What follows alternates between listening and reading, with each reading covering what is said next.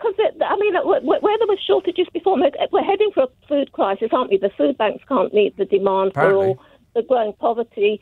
The ones who are really, families can't meet their child poverty as it is. So, there aren't enough allotments. Maybe there will be shortly, but it would help with the food crisis, wouldn't it? If there were more allotments, or even in they were growing onions around the Albert Memorial in the Second World War. Yeah, well, we're not in the Second World War anymore, Jan, and people in this country have got to take that on board. It's not the Second World War anymore. I know that might come as a shock, but the good old days are gone, when bombs were falling from the skies and we didn't have anything to eat. Oh, what marvellous days they were. But those days are gone. I hate to break the news to you people. You will not be seeing Spitfires flying overhead anymore. But thanks for the bad news, Jan. Food shortage is going to get so bad that we're going to have to dig up Her Majesty's Royal Parks. I seriously doubt that that's ever going to happen. On the other hand, Brexit has led to a decline in crops and fewer homegrown products on the shelves of Britain's supermarkets. I might get to that in a while. Another Brexit bonus. I came by a queue of, while we're celebrating and putting the bunting out and spending billions and billions of pounds celebrating the richest family in the country, probably live the life of the richest people in the world. I mean, Elon Musk doesn't have a house with a park and a lake in it in the middle of London, does he? He doesn't have a house with 800 bedrooms in it, and that's the house that he doesn't like. He doesn't have a castle that he still inhabits. He hasn't got jewels that are worth more than the planet. So while we're spending billions of pounds celebrating the world's richest family, there was a queue of I passed them just coming here in London's fashionable West End, just off the Strand. There must have been 200 people waiting for a meal. And it looked a pretty sad and bedraggled bunch, I have to tell you. They were all queuing up very calmly, very politely, just taking their turn. And not a single one of them looked like they had anywhere to live. They weren't carrying many possessions, I have to tell you that. And it didn't appear as though they had a single thing in the world to call their own. And they were queuing to get fed, while all around them, bunting fluttered in the wind, and balloons bobbed, and flags fluttered. Oh, it's a curious place, ain't it? Sorry if that's rained on your parade. Woolwich. Hello, Richard. Woolwich. Oh, no, hang on a minute. I haven't... my fault entirely. One moment, please. There you are. Richard. Hi, I'm here. Yeah. There you are. That was poignant that you just said about those poor guys. It was pretty sad. It was a pretty sad sight, I have to say. Yeah. I know where you mean. You kind of walk up to a Covent Garden through the alleyway and yeah, it's there they are. I mean, the look on their faces, it really, it stopped me dead. I was walking on the other side of the road, and I sort of saw out the corner of my eye that they'd set up a kitchen thing, trestle table, and they were doling out stew or something of that order. And I just sort of was aware that there was a big queue, and then I became more aware, and I actually looked, and it was a huge queue. It was maybe 200 people, and the looks on their faces of sad resignation that this is where they'd come to in life, and they didn't look like drunks. They didn't look like people who had made stupid mistakes in their lives. They looked just like any of us who have had a bit of bad luck, because that's actually the truth of it, isn't it? Any of us could be in that queue with a bit of bad luck. Yeah, they say you're literally only sort of one or two mistakes away from that in life. Well, you're one or two paychecks away from it. Yeah, exactly. You miss a couple of months' pay, and that's it for most of us. Yeah.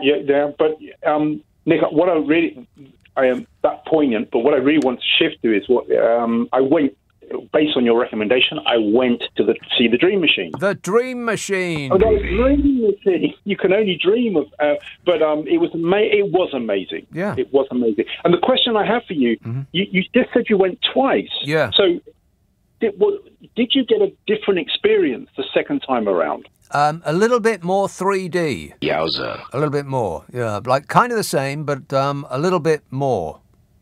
Wow. I just wow, man. Wow. I saw loads of hexagons. I don't know why. Hexagons. A big thing. Yeah. Wow. You know what that means? What? I have no idea. I don't know.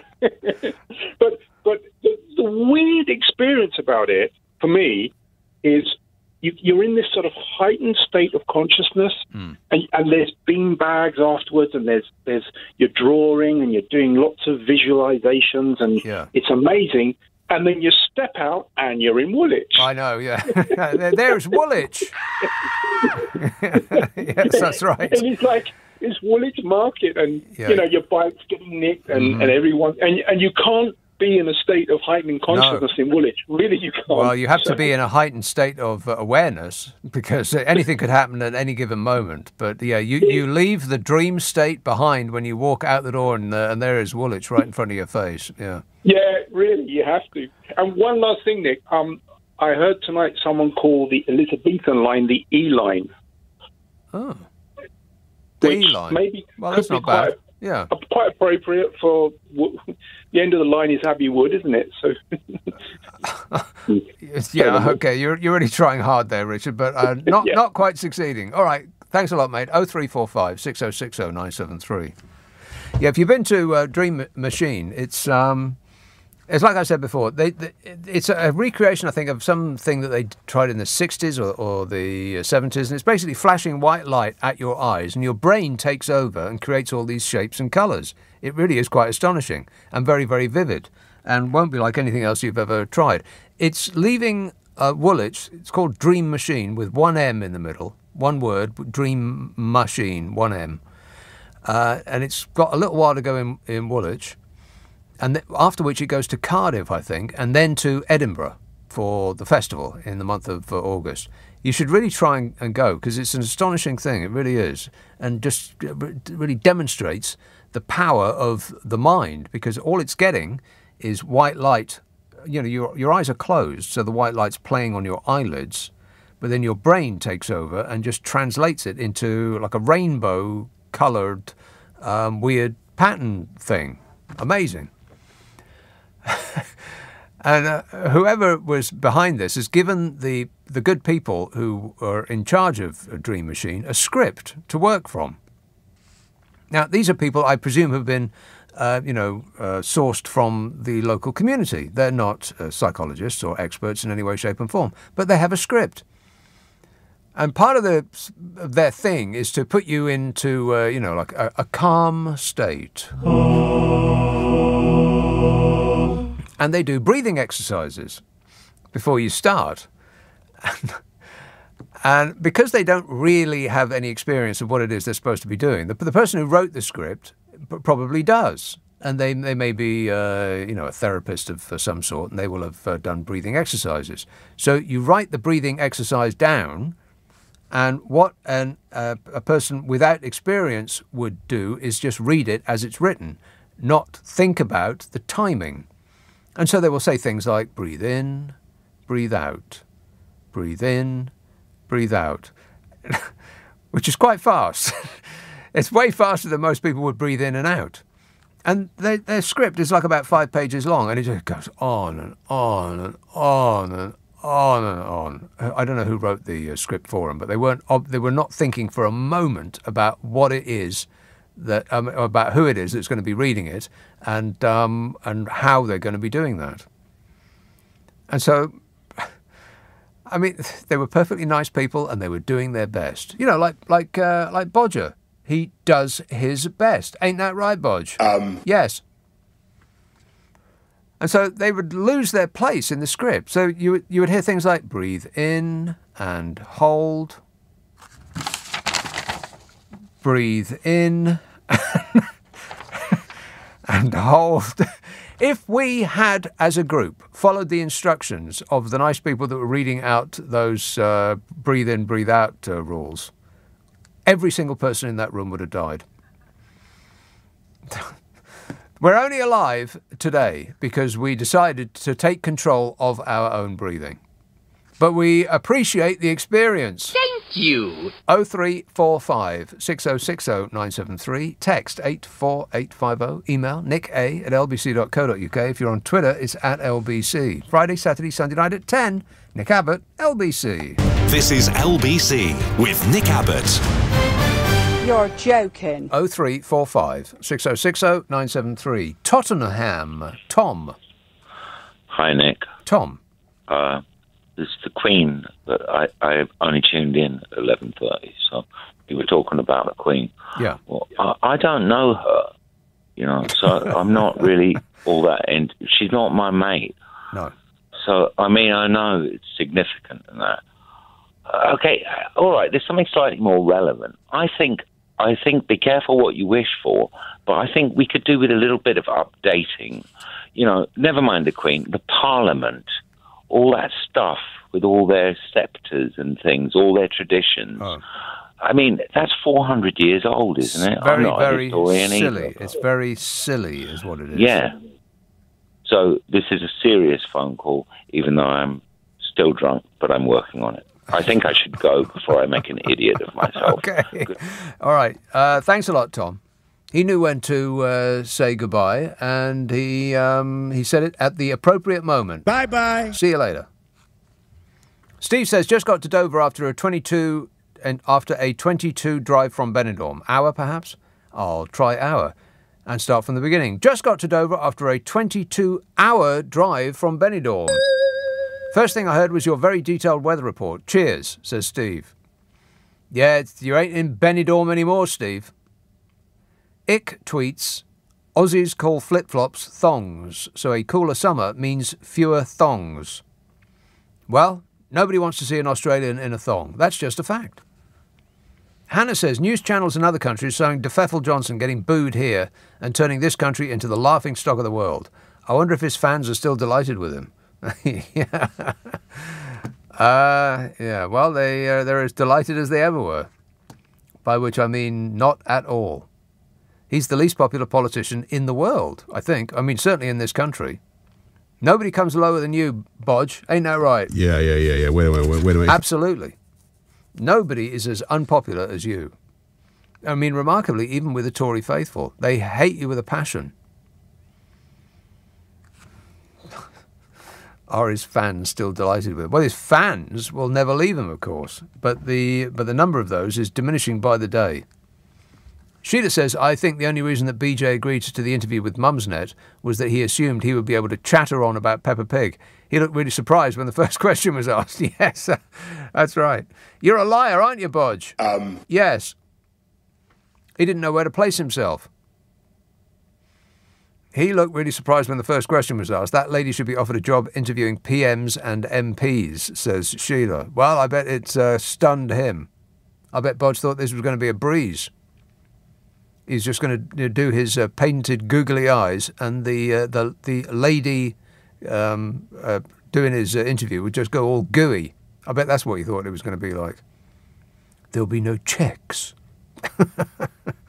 You can say anything at all, just like widen his eyes, in that way that he does with the ladies. Works very, very well with the ladies. Ain't that right, Bodge? Yes. Or certain particular ones, anyway. And then the first question came in, and it was something with the order of, you're a liar, aren't you? Liar! And then he gave an answer, which was a lie, of course, saying, no. Who, me? No. Why would you say that? Apart from all of the lies, why would you say that I'm a liar? He said, or words to that effect. He actually said that he wanted to stay on to finish the job that he's doing. Now, please, Bodge, you've delighted us enough. Don't do it on our account. There's so much of that. Sack Boris Johnson. I've got detailed files. I'll get into that in a minute. How many pages of text and emails have I got now? 10. No. I'll never get through them. Terry says, so Brexit boils down to being able to buy 2.2046 pounds of apples rather than 1 kilo. What's the point? Well, that is a very good question. What's the point, Smug? I don't know anything. Still doesn't know anything. I'll keep you updated if he does, in fact, ever find something to, posit as a Brexit bonus. So far, nothing. They actually said, it was the Sun, wasn't it? He farmed out his job to readers of the Sun. I don't know anything at all, said Smug. Please tell me what rules and regulations we can ditch now that we're out from underneath the influence of the evil European overlords. And he can't believe he did this. He actually posted the winning entrants, chief amongst which was more powerful vacuum cleaners. Oh, fabulous. I mean, come on. That's it? For an act of national self-harm that's going to be more ruinous to our economy, twice as ruinous, over double than what was visited upon us by COVID. Twice as bad for our economy as an international pandemic, during which most of the country was locked up indoors for months on end. Well, most of us, not them over in Downing Street, of course, because they were having a party. It's just amazing. I mean, they got an entire person, a ghostly hat stand, whose job it is to come up with some sort of Brexit bonus, and he knows nothing. I don't know anything. Say it again. I don't know anything. One more time. I don't know anything. He doesn't know anything. That's what his job is, to come up with a Brexit bonus, and what he's managed to so far is, maybe we'll have more powerful vacuum cleaners. But you know what? We won't, because who's going to make them? Who's going to make a vacuum cleaner specifically for the British market that is slightly more powerful than the ones that are currently available? And who wants one? It's so pathetic. I mean, it really is absolutely incredible that this is real. We're not hallucinating anymore, people. This is real life. We're not sitting on a beanbag having just got out of Dream Machine. Groovy. This is real life. And that's what they've come up with. The Brexit bonus. The possibility of having a more powerful vacuum cleaner, which will not exist because no company will make one specifically for the few furious flag wavers in the British market. Sell it to all 6 people who yearn after such a thing. And for that we lose all of the freedoms we once had. Now we've got a queue to go on holiday, for crying out loud.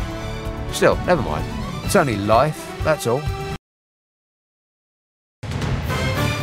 This is LBC from Global, leading Britain's conversation with Nick Abbott. I really like you. Do you like me? Hello. 0345 6060 973. Angela texts, an exciting benefit of Brexit is that we can have the crown on our pint glasses again. It's a shame that important things are still out of our reach. Well, you must know by now, Angela, that having a pint symbol on our glasses was something that we chose to stop putting on there. You can have anything you like on a pint glass, evidenced by the fact that when you go to a pub these days and you ask for, I don't know, whatever it might be, Beavertown Brew, or, any of these wacky beers that are probably all made by the same giant multinational company. They've just got strange names in order to make you believe that they're, made by hipsters. Groovy. But they're not. They come in their own special glass, don't they? All of those brews have got their own special glass now with printing all over them. And, they've got the logo on there. And you can have anything you like on a pint glass. You could have the crown as big as the glass itself. Doesn't have to be small, could be huge. There was never a rule that said we couldn't have a crown on our pint glasses. And that this government is reduced to counting that as a Brexit win, something that we never lost in the first place, tells you everything you need to know about Brexit. It's not done. It will never be done. They can't do it. We're the only country in the world that has actually harmed ourselves to this degree for no reason other than... I mean, I know why the people voted for it, because it was nostalgia and we were lied to about, how great it was going to be. But the people who lied to us and who made it happen, what's their angle? Because they knew that this was all a bunch of hooey. They knew that there was no benefits of Brexit because they've been searching for them ever since it happened, and they can't find a single thing yet, other than 2 made-up stories about having the crown in our pint glasses again and the return of the blue passport, which we also never needed to lose. It was our choice. Our passport could have been any colour you like. So what was their angle then? The people that actually made it happen? Because most people who've thought about it for 10 seconds think that it was a tax racket. That millionaires and billionaires who made the Brexit happen to us, they were just interested in maintaining the secrecy of their financial arrangements, which the EU was threatening to shine a light on. Was it that? Is that why we're here? Is that why we have hobbled ourselves as a nation and will continue to suffer from now until the end of time, by comparison with where we should have been? So that millionaires and billionaires can save on tax? Is that it? God. Painful. Regina takes 70 years of being chief ribbon cutter and long service award for continually claiming state benefits. Three cheers for Lizzie, says Regina.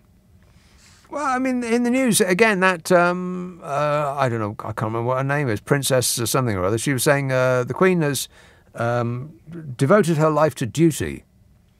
But would you also describe a nurse as devoting her life to duty? Or his? Sexist. Because, it seems like a more difficult job. Doesn't pay 80 million quid a year either. I mean, is somebody who works in a factory turning out widgets for 50 years? Would that constitute doing your duty? Or is it just smiling and waving and chatting? Devlin tweet, I mean, aren't we all doing our duty for the benefit of the nation? It seems a bit odd, really, that it only actually applies to a person who, doesn't actually have a job so much as socialises for a living. Devlin tweets, incredible scenes watching Bodger and Carrie Antoinette get booed by the sort of crowd that turn out for a civic event like this. Hardly radical lefties. A nation hates you, Bodge. Yeah, that's true. Yeah, those were the ultra patriots, Bodge. Hip hip. Boo! They said. That's a good point there, Devlin. Yeah, it wasn't a bunch of tree huggers. They weren't the pink boat people. They were the chief flag wavers. Can't stand you. So who's left? I mean, who actually supports him now? Who is actually left, apart from the desperate ministers in his government who know that they would never get another position of such authority under any other leader? Those people. They must be quaking in their handmade shoes. And still, the Conservatives haven't got their act. I mean, it seems extraordinary, really, that we are waiting for them to acquire a backbone before we, as a country, get released from this nightmare. But, that's democracy for you, apparently. Rebel Conservative MPs are panicking, apparently, about the timing of a push to remove Bodger Johnson, with some expressing doubt that next week is the right moment to trigger a no-confidence vote. No. And furthermore... No. Last week was the best time to trigger a no-confidence vote. that not even the forces of the Tory chat group Mumsnet have any affection for anymore. And assuming that you can't do it last week, then now is always the best time. I mean, I think they'll actually choose never. Mark it in your diary. Never as the best time to have a confidence motion of the leadership of Boris Johnson, because they appear to have all the backbone of a mollusk. Around 30 backbenchers have publicly called for the PM to resign, and backbenchers believe they're close to reaching that threshold of 54 no-confidence letters needed for a leadership ballot. But that's with Lord Sir Whatsit, and apparently only he knows how many have come in. Which seems like a pretty odd system, really, doesn't it? Because what if he doesn't count well, for example? What if he loses a few?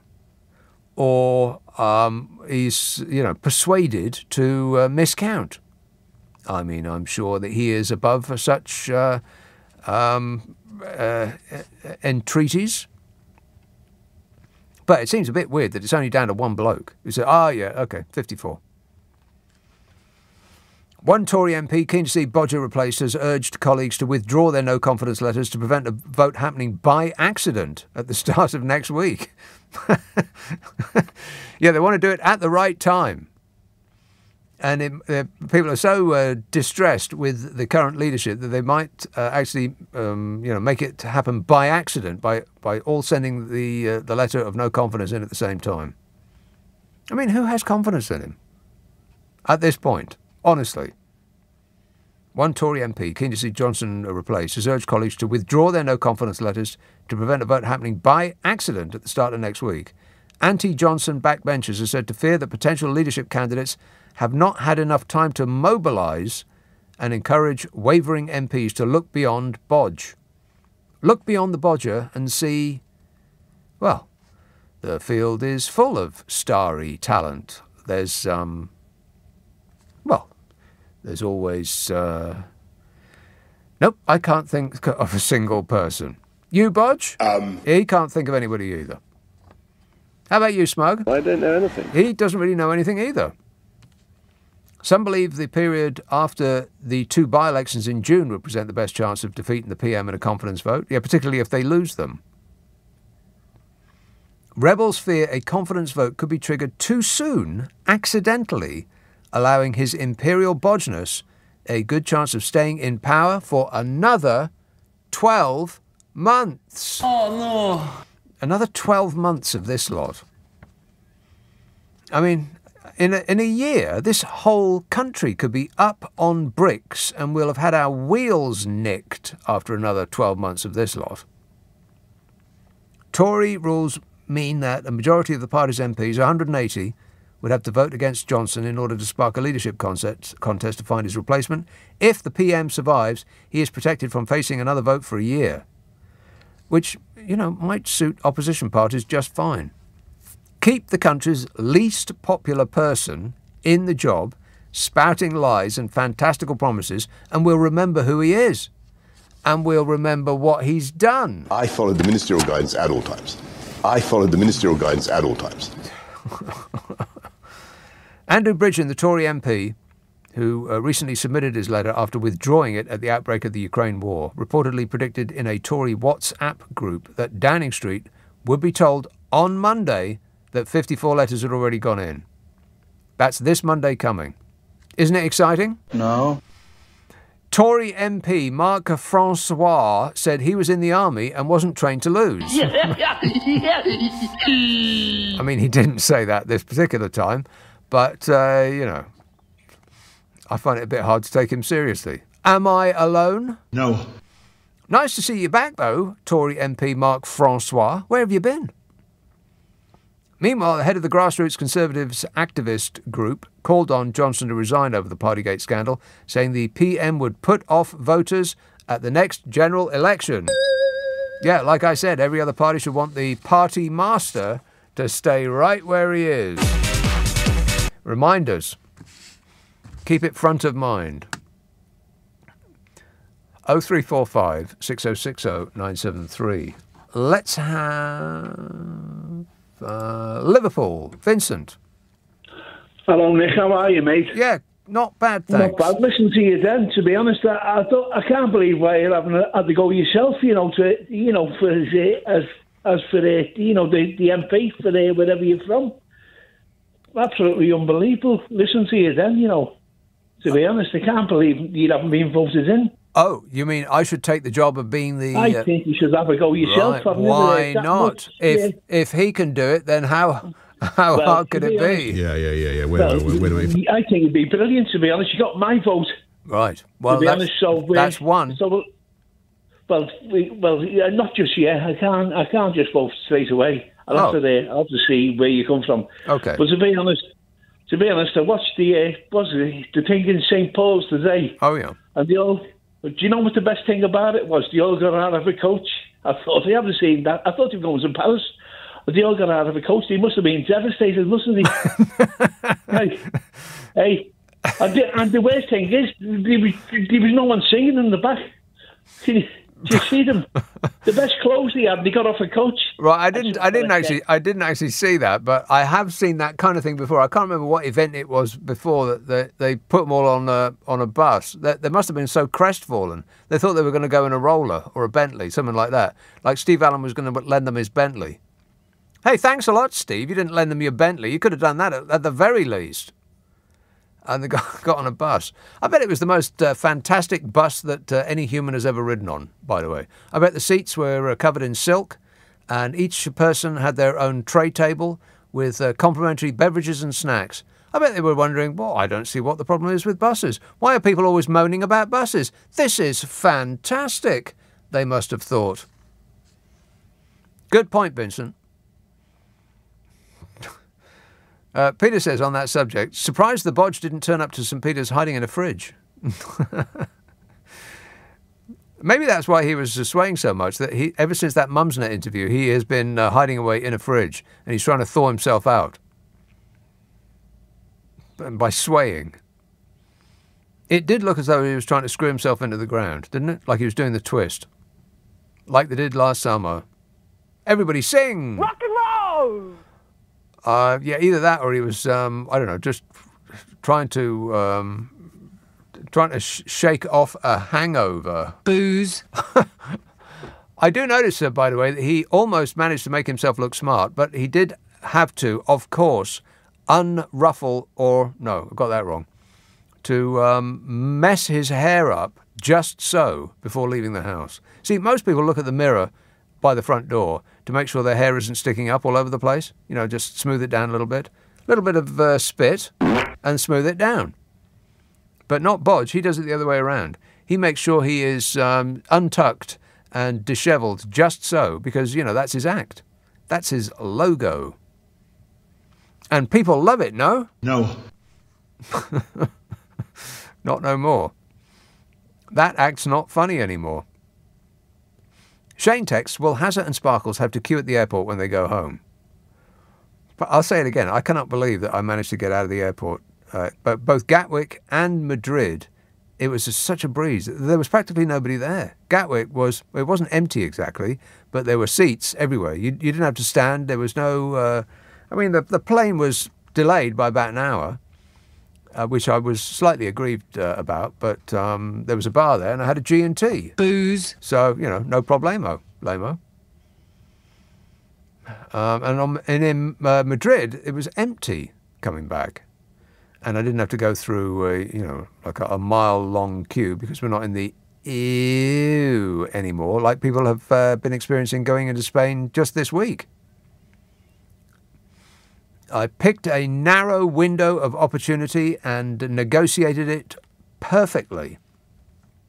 And I'm not going to do that again because, I've read too many reports now about people are queuing from here to the back end of space just to get through customs. I'm not going to do it until they sort themselves out, like probably, at the end of the summer. Let's give them till the end of the summer. Everybody else can go and test their preparedness and report back. I appreciate it. Thank you. 0345 6060 973 Text 84850. Email nick@lbc.co.uk. If you're on Twitter, it's @LBC. Leading Britain's conversation. LBC with Nick Abbott. Hang about, Nick. Listen. Now, what I'm trying to say to you is this, Nick, right? Jamie texts, I'm sure I could work until 96 if the state gave me millions of pounds a year and armies of staff and private doctors. I can't imagine the Queen spending 2 hours trying to get through to a GP surgery on the phone. On the phone, no. Luke says, watching Boris and Carrie being booed on the telly today made the whole Jubilee indulgence worth it. Yeah, no fans here, Bodge. Not so far. Still looking. We'll keep you updated. Camden. Hello, Ellie. Oh, hi, Nick. Ellie. How are you? Great, mate. Good. I have a suggestion which might... Well, I have a couple of suggestions, actually. I was thinking, never a good thing, about this scenario of people booing at his non-imperial bodginess and the poor wife. And us deciding that must be the Conservatives. But from what I heard, I didn't watch it, but I heard that people cheered loudly when Tony Blair got out of his car and went up the steps too. Really? So I'm afraid it might be the same crowd.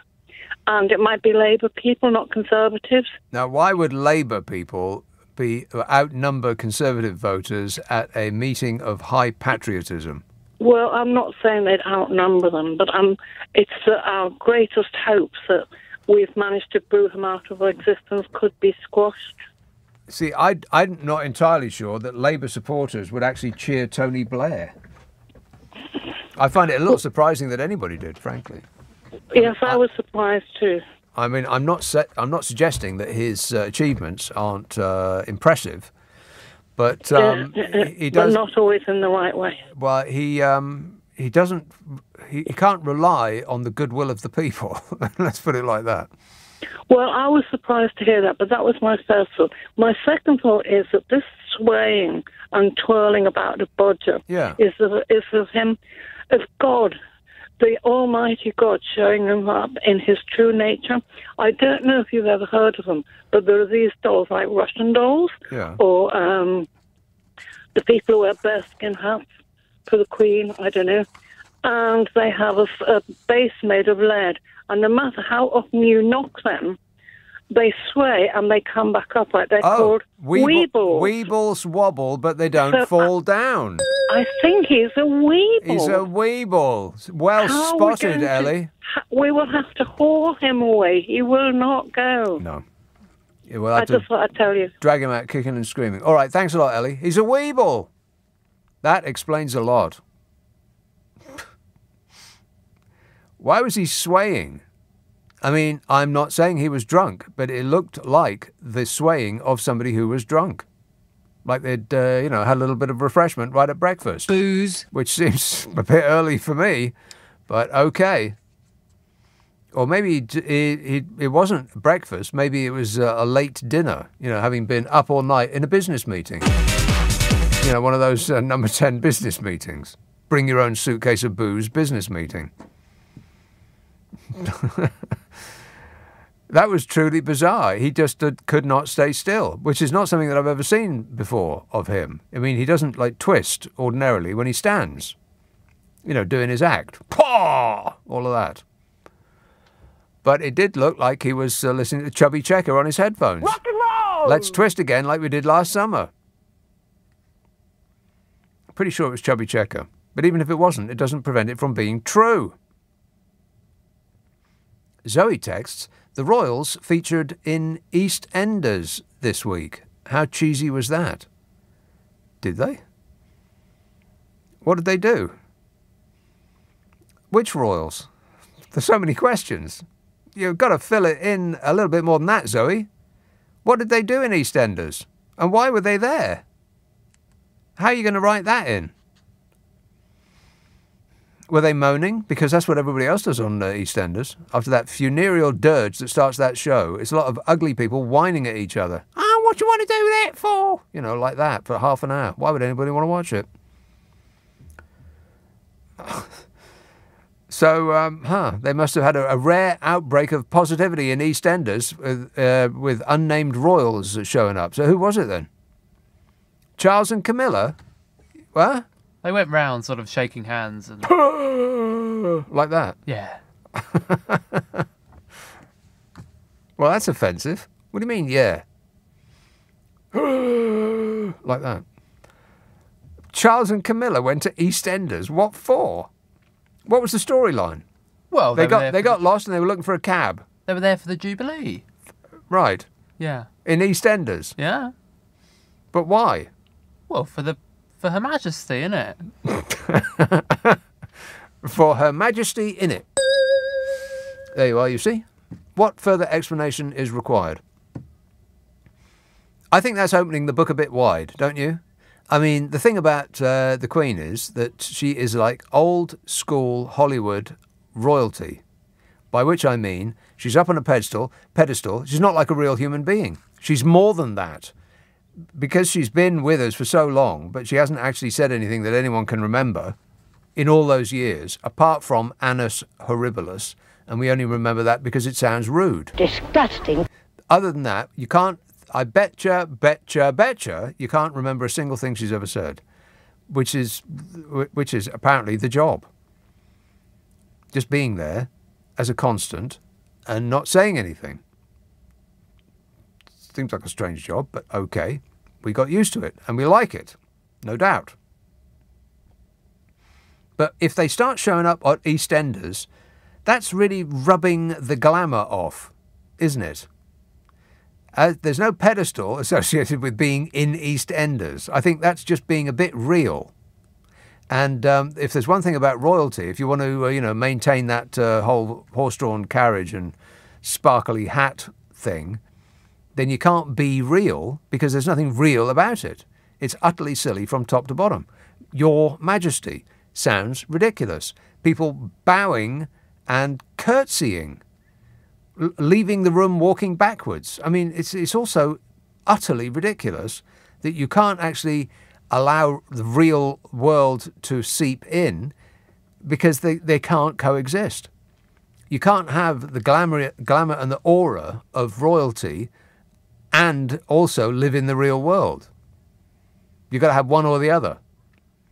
And if there ain't no glamour and an aura and otherworldliness, then the whole show crumbles. I mean, you can have a royal family that, cycles about and doesn't make too much of, of what they've got, and they live a relatively quiet and relatively frugal life. Like the Dutch royal family, for instance. I mean, there's royal families all over that don't have the sort of, the spangle that our royal family has. No other royal family in the world has got the spangle of ours.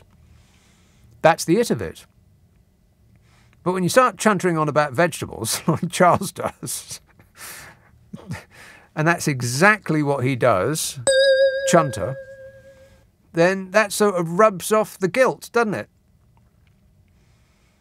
And I restate my case that there's going to be a slow fade out. I mean, when Charles takes over, people will still have, the warm glow of Queen Elizabeth, but they will be less inclined to, show up and wave their flags when Chaz shows up, and ditto Camilla with, cream on top and double underlined in red. So it'll be a slow fade out under him, and it will really disappear entirely under Wills, because you say what you like about Paul Wills and Whatsit. I mean, they might be nice people, but that's not really what we're looking for here, is it? We're looking for something a bit more than that, something a bit... And that's not them. So enjoy the bunting while it lasts, people. 0345 6060 973. Text 84850. Email nick@lbc.co.uk. If you're on Twitter, it's @LBC. Just past 12:30 on LBC. The news headlines with Serena Farrow. Nick Abbott on LBC. Call 0345 6060 973. I am not one of your fans! Chris texts, are you mention this animal rebellion mob? That's what it says. R.U. mention this animal rebellion mob, saying there's no need to eat meat. Well, maybe's there's not, but we like it and have a damn right to eat it. I wish they would keep their, spelt wrong, self-righteous noses out of our plates. Well, you're making a lot of sense, Chris. Vince says, what are you talking about? What animal rebellion mob? Who's saying we don't need to eat meat? Meat. Vince texts, check your teeth, people. You see those pointy ones either side of the front four? That's for eating meat, that is. That's what they're for.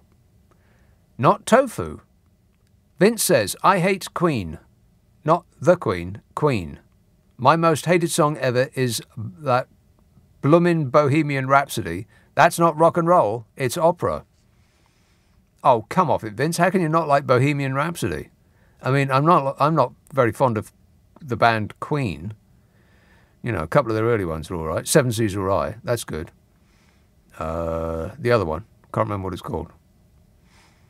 But it's a bit too overblown for me. Plus, I don't know, Freddie Mercury. It's a no from me. No. James says, have you not heard? All the cool kids are calling it platyjubes now. No, James, they're not. They're absolutely not calling it platyjubes, the cool kids. The cool kids are too busy listening to that hippity hop music. Sam says, I was half expecting you to be the LBC's royal correspondent for the Jubilee. Never mind, maybe next time, says Sam. Yeah, next time, yeah. I'll pencil it in. Hertfordshire. Hello, Bucky. Hello. Yes, sir. Yeah, so I was shocked, this week, I think it was yesterday, switched on the TV and saw Prince Charles and Camilla in EastEnders. Mm-hmm. I was shocked. I mean, apparently they recorded it back in March. Well, what were they doing? Well, so there was supposed to be a staged Jubilee celebration in Albert Square with the Queen Vic being the pivot kind of center. Yeah. And they dropped in, I think it was because they made sure that we noticed that they came in an electric car. They came in on an electric car. What kind? Yeah, in an Audi. It's one of those Audis. The reason why I knew was because the plate number had that green thing on the end that makes you know it's electric. Okay. So they came in one of those instead of the Range Rovers like you expect. But why was Chaz and Camilla in EastEnders? I mean, I'm not asking about the program. Hang on a minute. I'm not the program. What was the purpose of them being there in the storyline? Well, apparently they were supposed to be surprised special guests that came to judge a cake competition. So different people baked different cakes for the Jubilee, and they dropped in to judge the winner and all that. So it was really interesting. So hang on a minute. So people baked a cake and they won Charles and Camilla. No. Charles and Camilla came in to judge the best cake. Right. They weren't So Charles and Camilla weren't the prize. They were judging who gets the prize. No, they were judging. I get it. Right. That makes more sense. Yeah. And then obviously we was watching the Jubilee program. So part of the cast now went on to the BBC program and talked about how wonderful they were and how marvelous it was, and talking about them having a conversation with every member of the cast. Right. And crew and all that, which is what the royal family do for a living. They socialise. Yeah, but I think they're just trying to make us feel that they're as good as the Queen. I mean, they're approachable and nice people. Well, I'm not sure the Queen. I'm not sure the Queen is approachable. Try and approach the Queen, you might get a serious response. Exactly. yes. But it was a shock to see them on EastEnders. Well, yeah, I mean, I can't believe it. Was a shock. Yeah, I am stunned. Yes. All right, thanks for the update there, Bucky. Cheers, mate. 0345 6060 973. Well, I've heard it, but I still don't understand it. I don't, other than, why not, I suppose. But it's like I said, it does seem like it's opening the book a bit wide to me. Giving a little bit too much away of themselves. You've got to keep a little bit in reserve there, Chaz. But I suppose that ship's sailed, isn't it? Because we know him as the bloke who talks to vegetables. Of course, that's Boris Johnson famously talks to vegetables as well. Yeah, you don't need me to finish that joke, do you? It's the old Margaret Thatcher spitting image joke. They'll have what I'm having. Let's have Newcastle under Lyme. Hello, Guy. Yeah, hi, Nick. Yeah, I don't understand how we've got to where we've got. It seems a cross between satire and sheer terror. What does? Well, you've got the PM walking into a cathedral and he's booed. He's booed, yeah. If he was walking into Anfield, you could understand it. But when they're all royalists there who've gone for the ceremony and he's booed, it's lucky for us that he's got thicker skin than a Kenyan rhinoceros. I don't know, does he? Well, he must have. He must have, because anyone else would have been out now. He'd have held their hand up and said, "This isn't for me. I've been caught out. I'll pass the buck." Well, right. Oh, so you don't mean a thin skin. You mean a sense of decency is what you mean. Decency, yeah. Up here we say he's got thicker skin than a rhino. But the problem doesn't stop there. Then you think, okay, you'll go. Then you look at the front bench and you think, who's going to replace it? Yeah, you think, uh-oh. Well, I have some bad news for you. Go on. It is looking at least possible that it might be, say it softly, grip onto something firm, you're not going to like it, Liz Truss. It might be Liz Truss. Well, there you go, Liz. Liz, she was a Remainer. Then she became a Brexiteer. And then when she was in the Liberals, she was a Republican. And now, presumably, she's a royalist.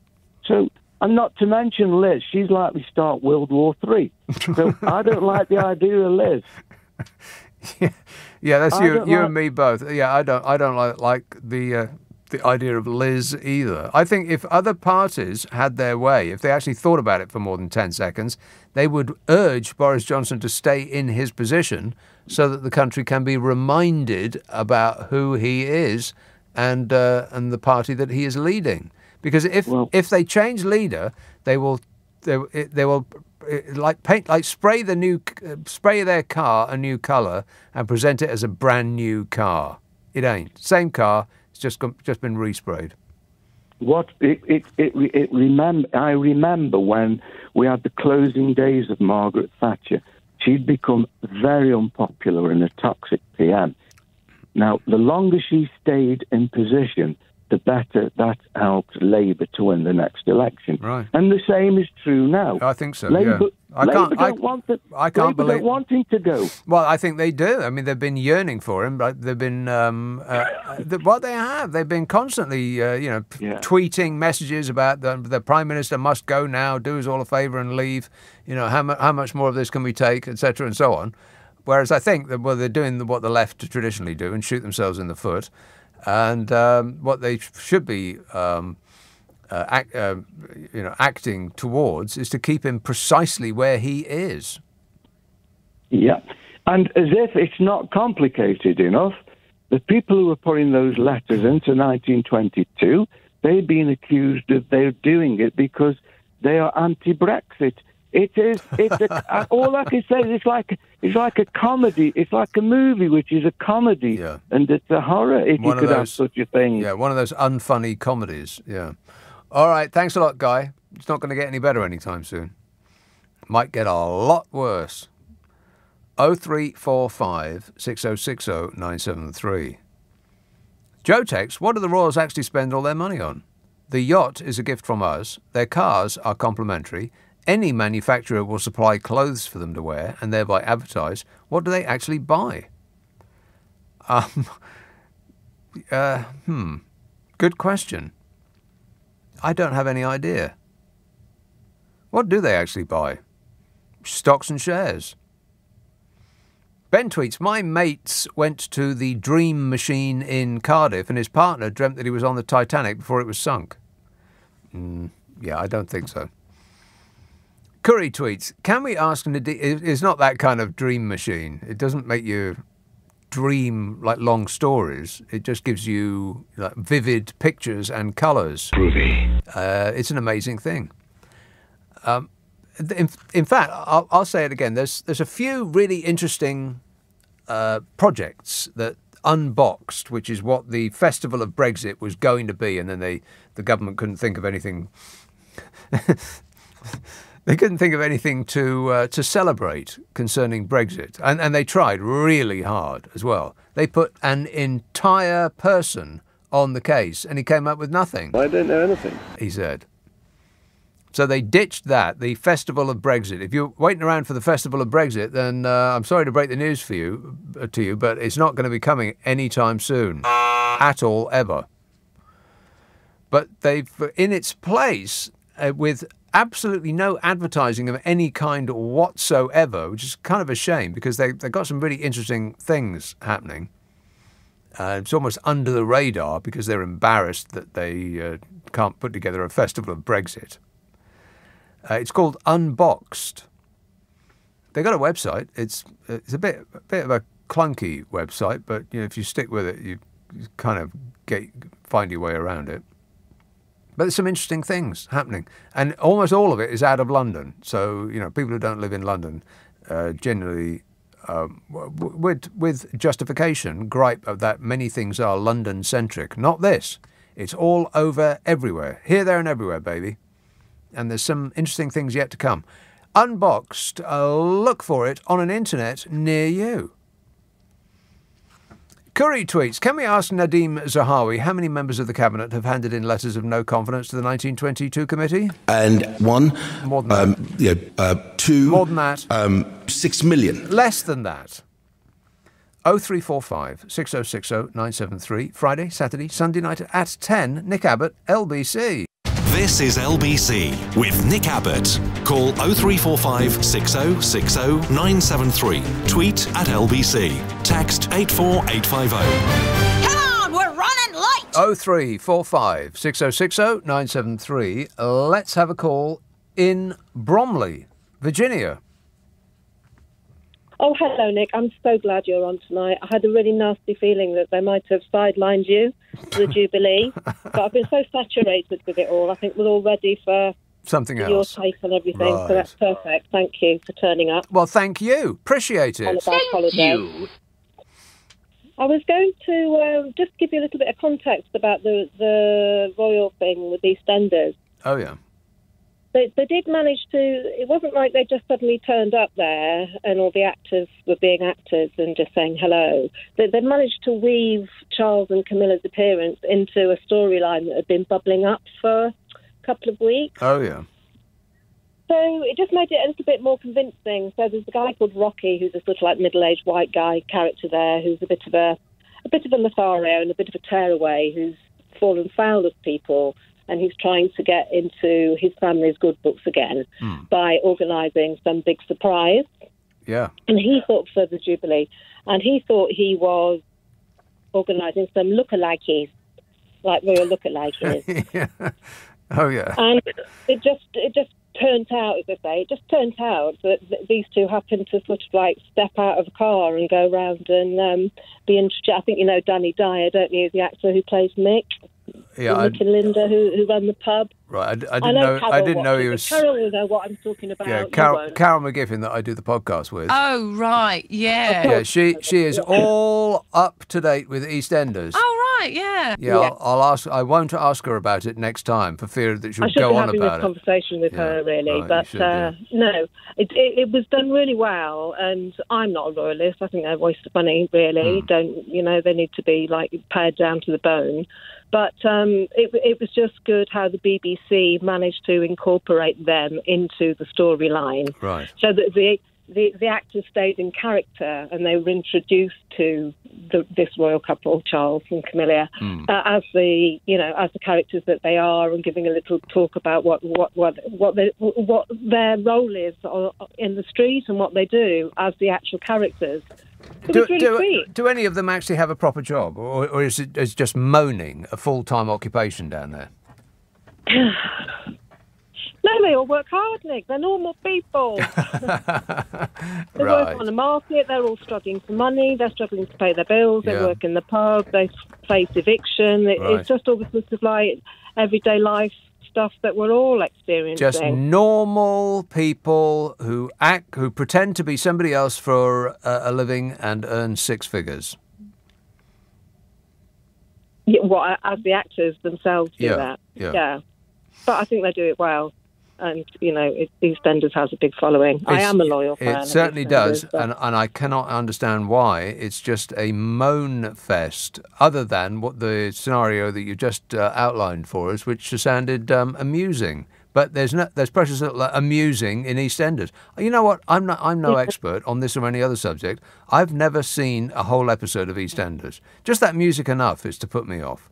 I know, but that's why you're not getting it, because you haven't given it enough time to realise, I won't say the beauty of it, but there are some really poignant moments and, hard luck and good luck stories. How often is it on? 3 times a week. I see, that's at least twice a week too much. How can anybody have the time to watch it 3 times a week? Well, I've got a lot on because I've got Coronation Street as well. So altogether, my soap watching is 6 hours a week. And I'm a nurse. I work all week. Right. So, You're doing your duty. Your duty to your country. Doing my duty, obviously. No, actually, I'm just doing my job. 6 hours a week. That's ridiculous. I have to fit that in, but it's a pleasure because I think Carol said this as well, you watch these people over the years and you watch the kids growing up, the actual actors growing up into the characters and stuff, and you do feel some sort of attachment to them. Well, yeah, a weird attachment. It must be bizarre to be them because everywhere they go, everybody knows who they are or who they think they are, and they don't know you. You know them. Because you have had them in your living room probably more often than you've had your nearest and dearest. Yeah. But they don't know who you are. What a bizarre situation to be in for them. And in a way, funnily enough, that's sort of comparable with the royal family because we think we know them, but we don't. We've got no idea who they don't know us. We don't know anything about them. No, that's right. I've been thinking that the Queen's probably just been kicking off her shoes saying, no, I'm not doing any of this. I'll go on the balcony and wave. But you forget the church. Yeah. My husband's died. I don't want anything more to do with anything. Right. I'll smile and wave for one more time and then the rest of you can pick it up. I'm not doing it. She's not playing. I had that thought myself. I mean, if I were her at this point, I'd think, you know what, I'm not doing any of I'll go to the bits that I like. Other than that, you're on your own. Yeah, bits that don't involve sitting on a nasty wooden pew. Right. Without a cushion and having to stand around for hours. Exactly, yeah. Good. She's watching the races on the telly. Good on her. What a good choice. All right. Thanks a lot, Virginia. So, right. EastEnders and Coronation Street. I can't believe that first of all, I can't believe that they're still on. I can't believe that there's 2 of them competing with each other, and there's enough people still watching them to make it worth them their while putting it out 3 times a week. 3 times a week for the same show. Has anything actually happened on either program yet? I mean, as far as the storyline goes, anything actually happened yet? I guess I'll never know. Being as how I'm not likely to see it either one anytime soon. East Sussex, Maxine. Hello, my love. Oh, my God, you're loud. I know you always say that. Now, look, I've got to tell you. Right, now, you know I always phone you up when I've got something going on. With me baby pigeons, me hedgehogs, and me frogs. Baby pigeons? You haven't got baby pigeons, have you? Squabs, yeah, you don't like them, do you? The ugliest things They're not ugly. that have ever been invented. Look them up on the World Wide Web, but gird yourself before you do it, ladies and gentlemen, because you would not wait a minute. You would not believe how ugly baby pigeons are. I mean, they take ugly to the next level. I'm not talking about EastEnders ugly. I'm talking about way uglier than that. They're not ugly. You know they're not. Look, horrible looking things. No, they're not. Look, they've been nesting in my tree. Now, I've got to tell you what I've got now. Now, I had a couple of blue tits, right, that were nesting in my box, right, in my garden. Now, I know you're going to start laughing. I know you are. No. Because you always blaming laugh when I phone you. Right, got a couple of blue tits nesting in your box, yes. Right, now, you know, well, it's been advertised on the news that there's 120 million new wasps coming over. Eh? I don't like wasps. What do you mean? Coming over from where? Wasps. Coming from where? I don't know where they're coming from, but we're getting 120 million wasps coming over. Coming over from where? I don't know where they're coming from. I don't listen to the news that much. Anyway. Well, that's a very specific number. 120 million? Yeah, new wasps. Have we got room for 120 million new wasps? Well, I don't know. We can fit everyone else in, so we can fit them in and all. I think we're full. Yeah, well, we might be full, but I don't like wasps. But guess what's happened? Anyway, in my garden, right, I've got this shed, and I've got this ivy growing all over my shed. And I went out there to do a bit of gardening the other day on my day off, you know, when I get a day off. And guess what I've got? You know what? We'll never know because we've just run out of time. Isn't that sad? The build-up took too long. We never got to the actual it of it. Oh well. I guess there's always tomorrow. There's always tonight, in fact. I'll be back tonight at 10 o'clock. Sorry about that, Maxine, but, you know, time is ticking away. There's nothing I can do about that. I'm also apologetic to the 8 billion people that have texted me in rather than called me in.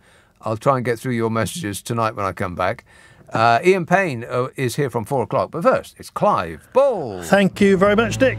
Coming up then, a little bit about the Jubilee. How's it been going for you then? And how has it been going as well for Boris Johnson, who people seem surprised got booed outside of St Paul's, but he's fighting back. He's told his party, without me, you lose. Is he right about that? Do you think there's a challenge coming next week?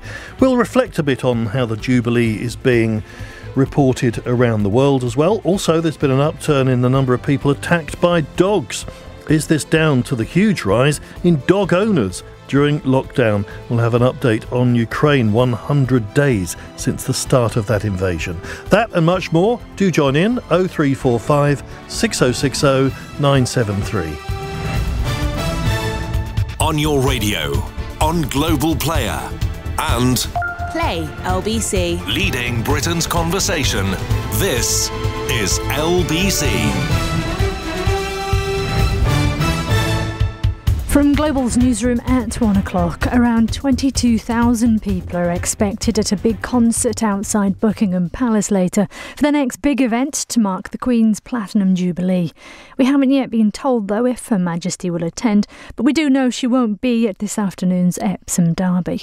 This evening's gig in London will close with Diana Ross's first live UK performance in 15 years. It also features music from a host of musicals curated by the composer Andrew Lloyd Webber. We've got something from Six, which is, of course, about Henry VIII's 6 wives. We've got The Lion King, that's written by Elton John and Tim Rice, and I thought it'd be great to have that involved with it. And then we have something from Hamilton, and then we got a couple of mine. Members of the royal family will also travel to Wales and Northern Ireland later, all part of the Platinum Jubilee tour that'll see visits to all nations of the UK. The Duke and Duchess of Cambridge will be in Cardiff, where they'll see preparations for a concert in honour of the Queen's 70 years on the throne. Ukraine claims it's retaken 20% of the territory lost in the besieged eastern city of Severodonetsk. It's become the scene of the fiercest fighting of the conflict, which has now been going on for more than 100 days. Russia had appeared to be in control of most of the city earlier in the week. Sviatoslav Jurash is Ukraine's youngest MP. The reality is that this is the fight that we are winning. I mean, the reality is the Russians were beat back from our capital, from our north, from different parts of the eastern part of the country, and we are battling hard in Donbass. It's not an easy fight. And post office workers will go on strike today. Members of the Communication Workers Union, who are based at Crown Post offices, that's the largest branches you often see on high streets, are walking out in a row over pay. But a company spokesperson wants to reassure people that the vast majority of the sites won't be affected. LBC weather dry and sunny for most, except there's a weather warning in place for thunderstorms for southern England until 10 o'clock this morning. The Met Office says there's a small chance as well that homes and businesses could be flooded. Highs of 19 degrees. From Global's newsroom for LBC, I'm Serena Farah. I'm Serena Farah. I'm Serena Farah. I'm Serena Farah. I'm Serena Farah. I'm Serena Farah.